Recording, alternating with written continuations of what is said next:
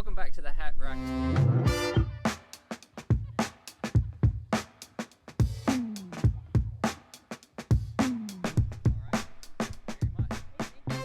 And we're here today with Vickie Boyd. And you've never seen an episode of the Hat Rack? No, right? I haven't. So, so this is a lot of places giveaway hats, right? Well, here we make you earn your hat. So we've got an Isabel Farms hat here, and I just want to ask you a few questions. Okay. And then here's how it works. If I like the answers to your questions, you get the hat. If I don't like the answers to your questions, you still get the hat. So you walk away here with the hat. Okay. So it's a win-win. It's a win-win, exactly. So, so the first question is, how do you like to eat rice? How do you like to cook rice? Okay. I'm going to get in trouble here, but I put it in a pan with 2 parts water to 1 part rice, and then boil it. I don't use the rice cooker because I only have so much space, and kitchen gadgets just take up too much space. Okay, so you do it old school with a pan, and just cook it like that. And I sometimes open it before it's done, which I know is a no-no. Right. Because I want to taste it to see if it's done. Yeah. Okay. Great. So now you're with Rice Farming Magazine, which means you go all over the rice farming regions and you see how things are done everywhere. So what's something really interesting you see happening in rice farming, something that you'd like to share with us that maybe most people don't know about rice?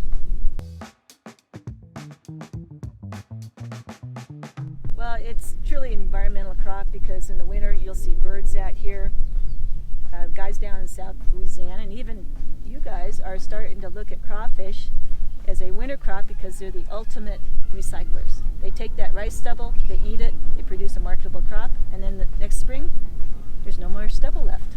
Excellent. So now you're from Northern California, you're here in Arkansas.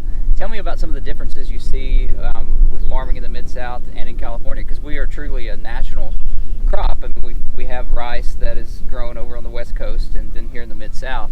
And, you know, there are things we can learn from one another. So tell me a little bit about what you see here in Arkansas and also what you see in California.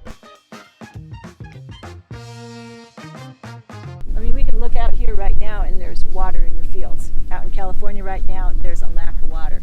The other thing too is, especially here in the Grand Prairie of Arkansas, you're seeing a lot of people building reservoirs so that they can collect the water in the winter and keep it to when they use it in the summer. And that way they don't have to pump as much groundwater. So that's something that you're seeing here. You're not seeing it really out in California. Another difference is long grain is a predominant type of rice here. Out in California, it's medium grain. So those are 2 differences I see. But yeah, it's wet right now, and they would love to have some rain out in California. Sure, and I mean, we go through those drought cycles as well. And I mean, I know you guys have had flooding. I mean, I remember when the big reservoir, Oroville, I believe it is, was overflowing here just a couple days ago. So we all go through many of the same challenges and have some of the same things that we have to work together on as an industry. So it's great that we have a piece of journalism like you do that sort of tells the story of the entire thing. Tell us more about Rice Farming Magazine, about what exactly your goals are with that, and how people can learn more about it.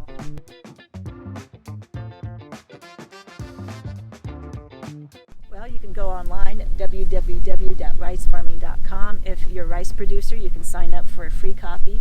We also have a monthly e-newsletter that goes out. We only publish between December and May because that's when people are finishing up harvesting and they have time to read. In the summer, they're just too busy to read. That's why we have the e-newsletter so you can read it on your phone. And what we try to do is to provide profitable production strategies and management, looking at new techniques, new technology, new varieties, new ways of doing things.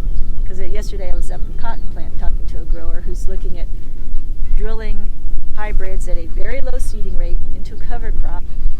And last year he got started late, but it looked really promising. So this year he's already got it in the ground, and he's hoping to use the cover crop to help suppress weeds. He's going to a lower seeding rate to reduce input costs. And also there's an added benefit of cover crops that helps with the soil health. But that's not why he started doing it originally. It was looking at trying to suppress weeds, and so he didn't have to use as many chemicals, or also not have to deal with as many resistance problems to chemicals that are out there. Yeah, that's fantastic. And you know, there's so much innovation that goes on throughout the industry. It's important to have journalistic enterprises like yours that help share those with other people so we can learn from one another. So we're grateful for that.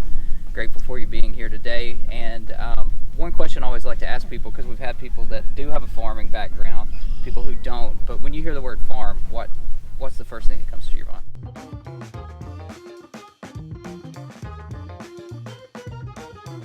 You know, farms come in all shapes, sizes, and colors. It could be, you know, one person growing 5 acres of organic vegetables, or it can be a large family operation where well, like yours.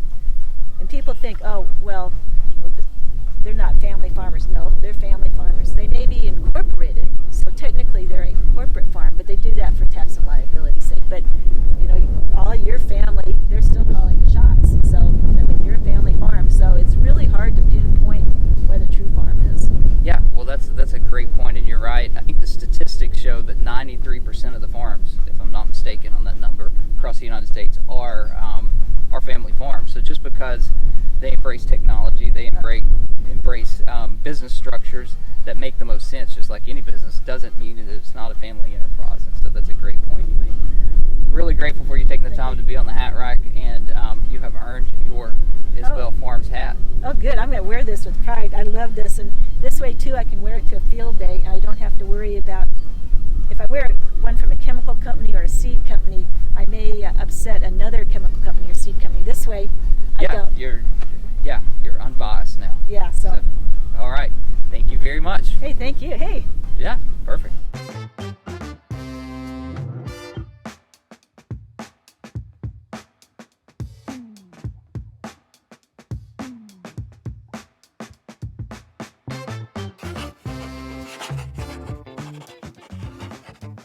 Mm-hmm.